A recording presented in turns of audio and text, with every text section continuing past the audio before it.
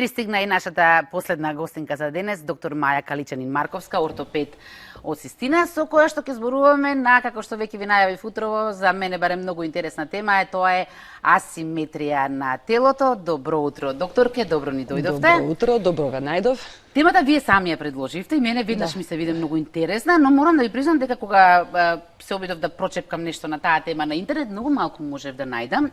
Не ми е јасно зошто, вие ќе ми објасните зошто и дали можеби и се предава премалку значење? Па, најчесто да, иако тоа за родителите или пациентите знае да биде многу фрустрирачки, збунувачки, така да дојдат упаничени, дека нешто се случува, што е ова, дали се лечи, до каде е работата, има ли чаре, значи во тој смисол. Сега асиметрија, безброј прашања имаме тогаш. Значи, асиметријата е дел од многу други ситуации, болести во медицината, меѓутоа и заради тоа нема на едно место можеби така јасно издвоено. Значи, симетричноста на телото е многу привлечна и многу допадлива, кога ќе видиме нешто симетрично, нели ликот така визуелно делува многу убаво и секое нарушување, да кажеме, поголемо, ни паѓа веднаш во очи. Сега, многу е честа. Да, многу била почеста од колку што мислиме. Од колку што мислиме, значи прво ајде да кажеме од естетска гледна страна, нели едново поголемо каде девојчињата во пубертет, едната града поголема, едната помала. Значи, кај нас во ортопедијата исто така се среќаваме со така одреден голем број, да кажам, не е одреден степен, него голем број асиметрии кои што знаат да бидат занемарени. Некои се бенигни, лесно се третираат, треба малку време и работа од страна на стручно лице и на родителите, а некои треба малку потемелно да им се пристапи. Еве да кажам едно најчестите работи што се во праксата наша, кај бебињата, тоа многу родители го приметиле, кога доаѓаат исто така ете уплашени дека главата е сплескана на едната страна. Што се случува сега, дали тоа ќе се поправи? Тие се позициони, лесно се третираат, особено во првите 3-4 месеци, едноставно со менување на позицијата на лежењето. Детето си се врти кон мајката, кон гласот на мајката, кон прозор, кон светлина и потоа си добива навика едноставно. Таа навика може да биде уште и од стомакот. Значи, бебушката како лежала во стомакот, и мајката може би си имала од одредени причини, да, во одредена позиција и било полесно да лежи, и детето е научено едноставно на таа страна да се лежи, кога ќе се породи, си продолжува со истата навика. Или од овие претходно што ги кажавме. И постепено, значи таа страна од главата се сплескува, тоа може да биде некогаш многу малку, меѓутоа некогаш може да биде многу назначено. Децата, например, што се прематурни, долго време лежат во инкубатор, долго време се на една страна, значи главичката исто може да биде така доста сплескана и тоа и на лицето, бидејќи не ја користи доволно таа страна, и на лицето почнува асиметрија да се јавува. Едното обравче поизразено, другото понеизразено, окото на таа страна исто како помалецко, значи таа мускулатура не работи, не е активна и изгледа како помала. Да, но тоа се работи кој што може секој родител да го забележи, претпоставувам веднаш ќе дојде кај вас. Но сигурно има други кои што не се забележуваат со голово. Има и други кои што не се забележуваат. Таков пример е во пубертетот најчесто или во предпубертетската доба. Децата, например, многу често знаеме тогаш, нели неправилно седаат, па на компјутер се, на лаптоп и се часови, да. Така, и се открива некаква сколиоза. И детето се добро се слика, правиме испитувања, се прегледува и се лекуваме од сколиоза. Меѓутоа, кога малку потемелно, значи во многу случаи се случило, значи кога малку потемелно ќе се прегледаме, излегува дека имаме нееднаква должина на екстремитетите или дека имаме искривена карлица во одреден степен. Значи тоа се со преглед, со мерење можеме да го диагностицираме. И сега ние доаѓаме во ситуација кога детето упорно се праќа на физикална терапија, се прават снимки, се опоменува детето, му се дава, не знам, помагало, корсет и така натаму, и лечиме сколиоза, а уствари таа е секундарна, односно само телото се прилагодува на таа ситуација, значи на инегалитетот на долните екстремитети. Кога е тоа до сантим 2, организмот не му смета во голема мера, него ни приметува некогаш. Значи ни самото дете не може да си го примети некогаш. Не секогаш велам, но некогаш не може. И тие ги викаме физиолошки асиметрии, негалитети и така натаму. Меѓутоа, кога е тоа поголемо, се разбира, е видливо и веќе тогаш ќе си дојдат на преглед родителите со детето или како и да е. Наше е, значи, да поставиме, да направиме добар преглед, макар малку да се задржиме, потемелно да биде тоа, за да можеме да дојдеме до вистинската диагноза. Затоа што на еден начин се лекува сколиозата, а на друг начин се лекува нееднаквоста во должината на долните екстремитети. Тоа може да биде многу едноставно, ако е таа мала нееднаквост, една обична влошка се дава со повишување. Велиме се изработува во специализирана установа, ортопедски завод Славе кај нас е тоа, со одредена висина, пола сантим, сантим, 2 кондури има понатаму за поголемите негалитети со големо повишување, значи самата влошка е вградена во кондурата или за помалите само влошка се препишува која што се става во чевлата, нити се приметува, никој не знае како да кажам, а ние добиваме убав став, исправеност на детето, значи само со вметнување на таа влошка веднаш сколиозата чудесно се исчезнува, нели? Да кажеме. Со едно магично стапче. Со едно, да, сега тоа е во овој случај баш така како магично стапче изгледа, но ако таа не се третира, не се препознае, ќе настане вистински сколиоза, затоа што телото долго време мора да се прилагоди на таа нова ситуација. Една група мускули работат повеќе, другата група на мускули работи помалку. И тоа кај спортисти, например, може да биде многу значително. Да им влијае на играта, на јачината на мускулатурата, на ефикасноста, на брзината, на многу фактори. А се чудат, да кажеме, понатаму што се случува. Исто и кај децата, да кажам, во секојдневниот живот, тоа може да им пречи. Као некои болки се јавуваат, уствари болките се на таа страна која што е носечка, која што е подолга, затоа што е пооптеретена, таа ја носи висината, тежината на телото. Да ве потпрашам со едно наивно прашање, ултра лаичко би рекла. Некако логично ми делува дека ако таа разлика, да речеме, во симетријата е помала, проблемите се помали, така, а доколку е поголема, тогаш настануваат многу посериозни проблеми. Така е. Некогаш, значи, не знаеме од која причина точно се случува тоа. Дали е едноставно несовршеност некогаш на природата, дали уште... А совршена симетрија, претпоставам дека не постои. Нема, баш така. Некогаш се смета дека се некои повреди интраутерини или недоволна циркулација. Некогаш она бура од хормони што се случува во предпубертетот и пубертетот, дека е можеби тоа виновно, значи не знаеме точно, но некогаш имаме баш вродени аномалии, кај што, да кажеме, должината е од вродено потекло и се многу поголеми, може да се случи, например, скратување поголемо од 5 сантими, некогаш од 7, 8, 10 и така натаму. Со кој потешко се справувате, со вродените или со стекнатите? Па со вродените секогаш, значи она што природата ќе го направи, да кажам, тешко ние нас да го исправиме. Значи успеваме во голем број од случаите да се приближиме кон нормалното, меѓутоа некогаш не можеме да постигнеме совршеноста на природата. Така да, значи, ако во овој случај кај што се мали разликите, даваме само влошка, таму каде што се големи разликите мора да се направи оперативна интервенција. Значи, од типот на екстендирање, се посебни методи, да кажам, каде што се прави со одредена, значи, една посебна метода, например, да ја споменам, методата на Елизаров, каде што многу успешно и дури и до 20 сантими може да се постигне раст, например, на долгите коски. И тоа се прави во светот, таа метода во Русија е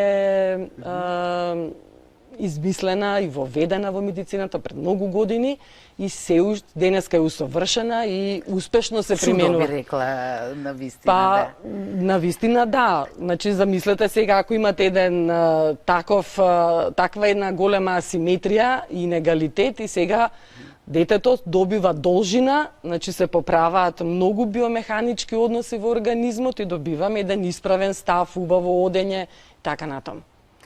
Бидејќи често пати, односно секогаш вие, докторите, за која болест, за кој проблем да се работи, апелирате, нели, на превенција, на навременна детекција, но ова е нешто што, да речеме, кога се бебиња, ги мериме постојано, па прстињата дали им се на број. но ретко кој човек возрастен отишол, ај да проверам дали ми Дали е сум симетрично телото, да. Па не. Дали може би смета дека треба да се направи тоа и да се нема потешкоти или прво треба нешто се почувствува, па тогаш да се Ние во текот на детската возраст имаме редовни прегледи, значи во текот на бебешката, ајде во првата година, имаме 3 редовни прегледи. После тоа ни се на 3, на 5 години, на 7, така на 2 до 3 години препорачуваме да се направи кај децата еден преглед ортопедски. Посебно би препорачала, значи на стартот на пубертетот исто така да се направи преглед. Тоа е нешто на оние систематски прегледи Така. што влегува во школскиот систем, да кажам, го што се забележуваат, инкорпорирани. значи го испитуваат и тоа тамошните доктори, Па, така или колку што можат, го испитуваат, особено грбчето го гледаат, па ако има нешто. Значи, и ако има некаква сколиоза, кифоза, ќе препорачаат да се појде на ортопед. Потоа, кога ќе се појде на ортопед, значи, без разлика и сигналот што ќе го даде лекарот на систематски преглед, значи, нас ние упалува лампата, сијаличката, да го малку подетално да го видиме детето. Сега за возрастните велите, дали така ние од чиста мира сега ќе појдеме на лекар да се прегледаме. Најчесто не, меѓутоа некои мали болки знаат да ги натераат пациентите да дојдат. Нели ме боли тука, ме боцка, нешто ми оди низ ногата, нелагодност, па тука ми е мускулот многу стегнат и тоа се повторува и на крај ќе го натера пациентот да дојде и мислејќи дека е едно, на прегледот може ќе излезе дека е нешто сосема друго. Понатаму ќе си го земеме текот во лекувањето и ќе се даде правилната препорака. Меѓутоа, поинтата е дека не треба така бегло, да кажам, посебно кај децата, да се поставува, да кажам, на прва диагнозата. Значи, малку да се подетално да се измери, да се види детето убаво, значи да се направат неколку да се продлабочи малку прегледот. За да не се занемари, зашто на вистина на децата една мала влошка некогаш голема работа ни врши, го коригира рбетот, мускулатурата почнува симетрично да биде оптеретена, значи и на карличниот појас и на рбетниот столб, така да мала работа, но многу значи. Докторка, јас им ветив на гледачите доколку имаме време можност дека ќе вклучиме барем еден-двајца, така што може да ги отвориме линиите, да видиме што е она што нив ги интересира, а јас во меѓувреме би сакала малку да се внурнеме во вашата пракса, да видиме на оваа тема што се вие имате видено таму. Значи многу работи, се од ова што спомнав, се сме виделе, не е така ретко како што се мисли. Не треба луѓето да се плашат и ние да ги заплашуваме дополнително. Голем дел, да, треба да се направи преглед, но голем дел од овие работи може да се решат. Значи, дали со помагало, дали со некаква физикална терапија, значи има начини како можеме да ја подобриме ситуацијата и да олесниме, значи болката да ја едноставно отстраниме, така да има многу начини кај што можеме да помогнеме на пациентот. Го имаме веќе и гледачот на линија. Добро утро. Добро утро, Искра. Добро ви утро, повелете, претпоставувам на темата ви интересира нешто. Да, поздрав до докторката, поздрав до вас. Едно прашање. Имаме пепче од 4 месеци, се е во ред, бесме на прв ортопедски преглед. Малку само гласчето, многу малку е така како се приметува, како да кажам, на едната страна. Меѓутоа, на првиот преглед на ортопед се рекоа дека ќе биде тоа до година дена. Па сакам да прашам докторката дали е вистина тоа, до година дена се оформува гласчето или треба повторно да одиме? Затоа што она уште која беше во, да речем, таков и бил ставот во стомакот. Лежиштето така. Можно е, многу е можно да ставот исто бил така, но можно е и детето после тоа е ова што кажав, значи да се врти и кон мајката на таа страна ако му е креветчето или прозорот. Главата се оформува не само до првата година, се оформува до пубертетот. Меѓутоа, после првата, ајде да кажеме, после третата година е тоа доста бавно и неприметно. Значи, тие шевови и сутури што ги викаме ние на главата, се затвараат комплетно дури во пубертетска возраст, што значи се додека се тие колку толку отворени, до тогаш има шанси главата убаво да се формира. Сега, не треба да се остава детето да си ја својата навика постојано практикува. Значи, препорачуваме вртење на една и на друга страна, значи на почетокот, посебно до кај 6-тиот месец, да се врти на спротивната страна почесто, да биде со ролничка, има и посебни позиционери, детето свртено, да кажеме, ако е десната страна за рамната, на левата страна. Меѓутоа и главчето, и телцето, и газето, затоа што нормално живо дете е мртка, децата ќе се разместат. Па по некое време пак ќе го наместиме. Са некогаш кажуваат родителите, ама ние све правиме, детето да се разместува. Ама не тоа е нормално, така. да, не е цвеќе да го ставиме на една, значи стално, тоа е динамична работа. На запад се измислија, се воведоа еден облик на кациги кои што компјутерски се изработуваат и се ставаат на децата и со точки на притисок на испакнатата страна, немаме притисок на онаа страна која што е сплескана. Се со цел за да побрзо се дојде до таа посакувана, посиметрична форма. Тоа е доста, како да кажам, искапа технологија, ја нема кај нас овдека нити во Македонија. Сакате да кажете дека цела ног треба да спие бебето во Цел такава ден и кацина? цела ноќ во тоа е. Значи детето. Да, заборавте кој ден. Да, и ден и ноќе. спие, да. Се вади неколку часа, евентуално 2-3 часа на ден, инаку остатокот од денонокието се носи. Значи кај нас тоа технологија ја нема, нити на Балканот ја има, но многу ефикасно е и едно просто, едноставно вртење на страна. Значи малку само треба да бидеме поактивни, родителите малку поупорни, детето е упорно велиме, а ние да бидеме малку поупорни за да постојано бидеме почесто во тие први месеци на другата страна. А може ли со некој нака наши повторно балкански финти, ако велите бидејќи бебето можеби се врти кон светлина, Так. или си има некоја друга причина, едноставно да му се промени и Така, и местото тоа, и да. целиот Или, кревет да се така стави е, да. Или местото да се Да. промени на спиење или да се заврти детето во кревече да. на обратната страна. Значи ќе најдеме некаков начин како да го направиме Што значи тоа. можеби поспоро, но сепак истиот ефект со таа супер Така е. модерна кацига што ви се Така, постигна. така Значи е. не е нешто што треба да се загрижуваме. Мислам Не дека на треба, почетокот тоа го рековте. не треба, така. не треба, значи и природата ќе ни помогне. Значи природата секогаш тежне кон совршенство и тежне е да се оформира онака како што би сакала и би требало. Сега ние можеме да и помогнеме и таа на нас. И ќе стасаме до таму, значи 90%, ајде да не кажам и повеќе од децата, значи убаво им се формира главата и без разлика што била сплескана, асиметрична и така натаму. Сега има една ситуација кај што тоа е кривошија во народот позната или тортиколис, каде што заради повреда на мускулчето на вратот или хематом или од било која причина, значи главчето мускулот тегне на таа страна и главчето постојано се држи на една страна. Сега во такви ситуации се може би помагало, треба да се стави физикална терапија, се прави, па доаѓаме и до оперативна интервенција. Затоа што постојаното, значи мускулот кога е скратен не дозволува комплетни движења на другата страна и тогаш таа страна и од лиценцето останува неактивна и така убава се познава една асиметрија. Но многу е добро што кога се лекува детето, значи дали со физикална полесните случаи, со шанцова кравата, па и после операција, значи сме имале дечиња кои што се 9 години, 10 сме оперирани или 5, 6, 7 години оперирани, каде што мускулот се ослободува, главата се доведува во правилна позиција. Значи, лицевата асиметрија со тек на време се враќа. Може би ќе кажам не 100%, меѓутоа 90% или 95%, 98% се враќа. И тоа е големо значење, нели, за детето, девојчиња посебно, па и машки Како да не, се да. без разлика, нели, Да. во огледало веќе е симетрично. Да, и машките треба да личат на нешто, да. И секако, нели. Имаме уште еден гледач, а немаме многу време. Добро утро, повелете во програма сте. Добро утро. Добро ви утро. Вака, јас имам проблем со варбето.